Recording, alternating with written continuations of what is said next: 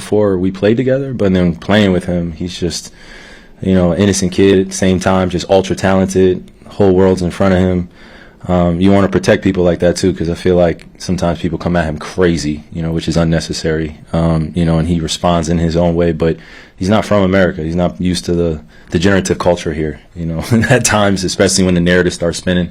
So my goal was just to protect him, man. And that's why it goes deeper than basketball. Been out a few times where just our families have connected, and, this is one of those lifetime things for me. I think he feels the same way. If he doesn't, I'll put him in a headlock. You guys just got a little glimpse of what this looks like with AD, and obviously you haven't seen the full thing with D Live in the mix. How much time do you think you guys need to be able to kind of get ramped up with that duo to have a reasonable chance to see how Make good a push. you can be? Yeah, and how do you feel about kind of the possibilities at this point based on, some hope, obviously, but very little actual evidence? Yeah, that's a good question, man. I mean, we even framed it. Well, just to answer your second part of your question, I mean, this is a strong focus. This is still a deep focus here, and that's not going to change, especially as I'm getting prepared and as I'm talking to my teammates and the coaching staff is relaying things to me. Obviously we have injuries, and getting AD back would be tremendous. We want him to get fully healthy, as close to 100% as he can be. Like you said, we've seen glimpses of it, but I think the ramp-up period is going to be an adjustment period too. I don't think it would be as hard of an adjustment just because he's a big and he's agile. He's able to pass, shoot, dribble. He's able to play without the basketball. He's able to lead us defensively and get himself going. So we're just going to be leaning in on his IQ and leaning on his skill sets and allowing him to play in space and be the player he's been, and also raise it to another level now that he's playing with other players that can complement him in a different way, other than when he was playing in the Lakers. So I'm excited about that, man. As a point guard, as one of the lead guards on the team, I'm excited to just throw it down to somebody, let them take the double team, and let me just play on the backside, you know what I mean? Or let me just play, 4-on-3 and make the decisions. But until that point comes, I'm just going to keep, ramping up what I'm doing and limit my turnovers, finish at the rim a little bit better. I missed some easy bunnies tonight. But yeah, just our margin for error right now is really small, so a lot of shots got to go in, and we got to get a lot of stops consecutively in order to be in the game. And down the stretch we were, but those effort plays, man, those 50-50 basketballs, position plays, and just thinking the game, time, shot clock, what's going on, and everybody getting used to playing like that. There were some shots out there where guys felt confident. I'm going to always support that. So are the coaches, and now it's just getting the best shot possible where we have our legs underneath us. It's a great shot for all of us, and it's not rushed. Kyrie, what did it mean for you to see Kobe and Gianna's statue? Man, it meant everything to me, man. It meant everything to me. I needed that before the game. I was, I don't know if anybody in here has ever dealt with that avoiding feeling, avoiding things that you know are going to kind of be painful or hurt you. And it's going to be best for you at the same time. That was one of those things. I hadn't been to the statue just because I was, all in my head, all in my emotions the last few times we've come here. And, obviously I paid my respects to his family as well. And I always try to, Vanessa and the kids. At the same time, sitting in front of that statue just felt different. And I needed that before the game, just for my own peace of mind as I move forward in my healing journey. It's been a long time since I've had to face something like that. So sitting there before the game probably wasn't ideal timing, but I know I needed to do it. So I'm grateful, man, especially as God watches over me, and Gigi and Kobe and a lot of my ancestors are watching over me. So I'm just grateful. I don't take those moments for granted. When you had the three bounced into the fourth quarter, you gave the fist pump. Was that intentionally a little Kobe? Yeah, I'm a little troll, man, at times. I definitely was giving that Kobe fist like a few times. Cole held it a little bit longer like this, and he would grit his teeth. But for me, I was just like, yes, I got lucky in this building. So it felt good, man. I think it was like the bottom out, right? Yeah. He started gritting his teeth. Kyrie, it was a tie game midway through the fourth quarter, and they outscored you guys 16-8 down the stretch. What was your takeaway? What happened those last 6 minutes of the game? Man, it was just a lot of our effort was there with just our body positioning, and they were taking advantage of just where we were spaced out on the floor defensively. They got a few fast break layups. Braun was creating space in that dunker, And then down the stretch, they made the effort plays that were necessary to get the win, which created that separation for them. So. Kyrie, Luka talked a lot about the emotions of tonight's game, and part of that included you. He called you mi hermano. What was it like going against him? Awkward as shit. It was awkward, but now I could talk about the emotions of it. It was awkward, but at the same time, it was fun.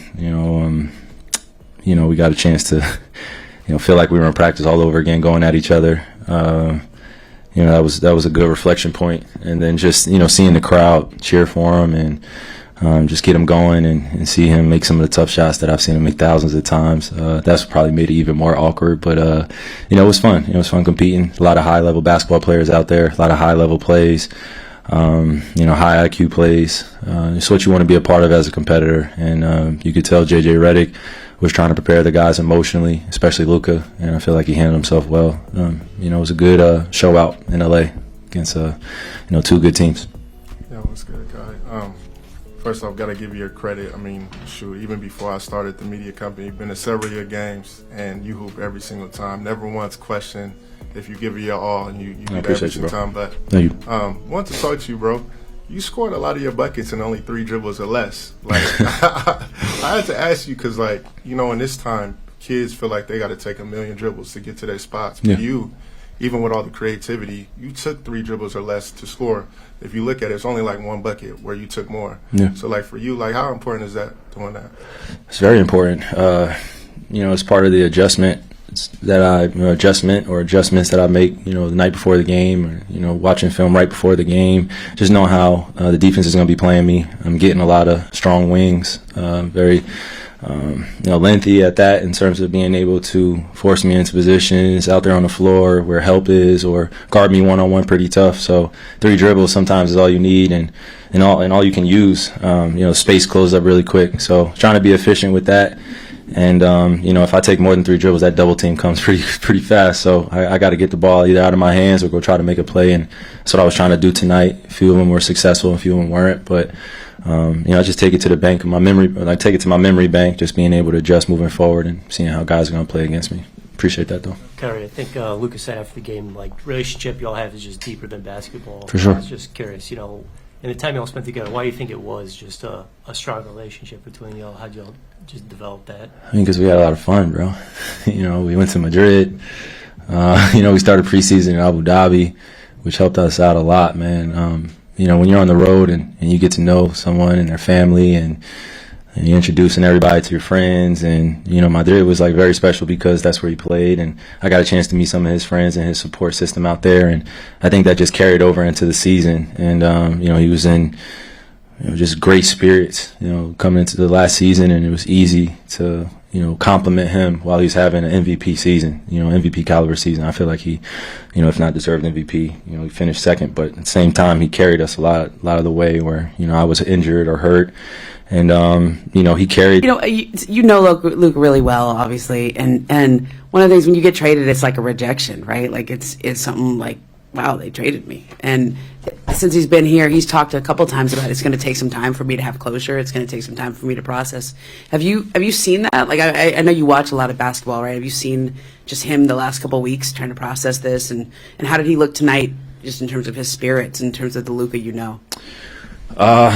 Well, number one thing I don't do is I don't try to judge Luka just based off of how he's playing basketball as much. I know it's his professional job. It's, got to do it as a teammate, but try to make sure he's just good as a human being first, and then everything else follows after that. I think I would add sentiments to his point of just, I've gone through being traded mid-season, having to pick up your family. You have all these thoughts in your head that you're going to be somewhere for the rest of your career, be with certain teammates.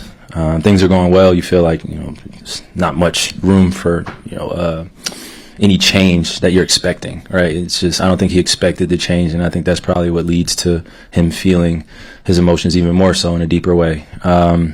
Rejection, I think that's a strong word.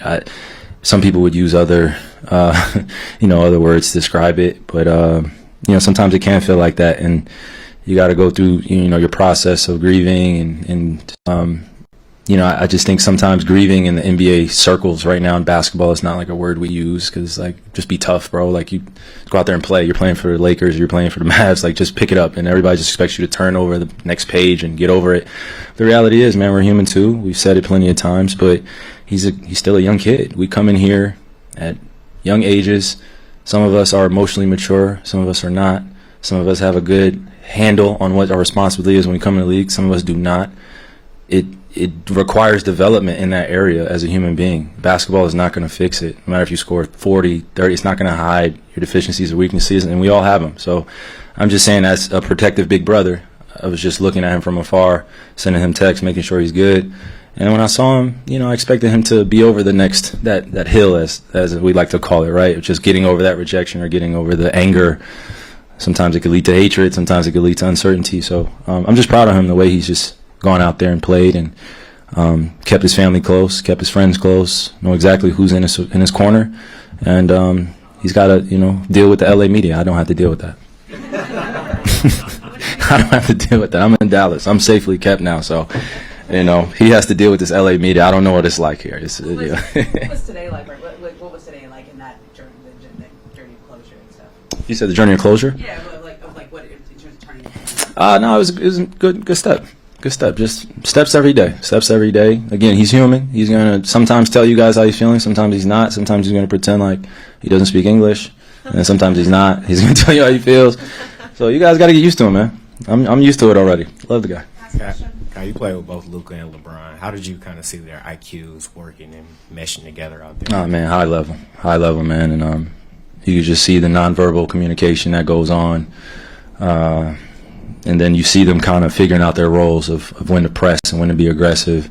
You got JJ calling a heck of a game over there too, offensively, trying to attack certain weak points of other defenses and other opponents.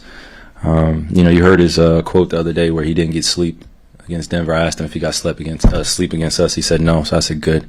So that means he cared. He cared, and he put us, at the top of the list of like contenders in this league. You got to play hard against us. You got to adjust. You got to have adjustments. So it was exciting to be a part of this, but now you kind of take this one to the bank and get ready for when we see them in Dallas. Thanks, everyone. All right. Gotcha, guys.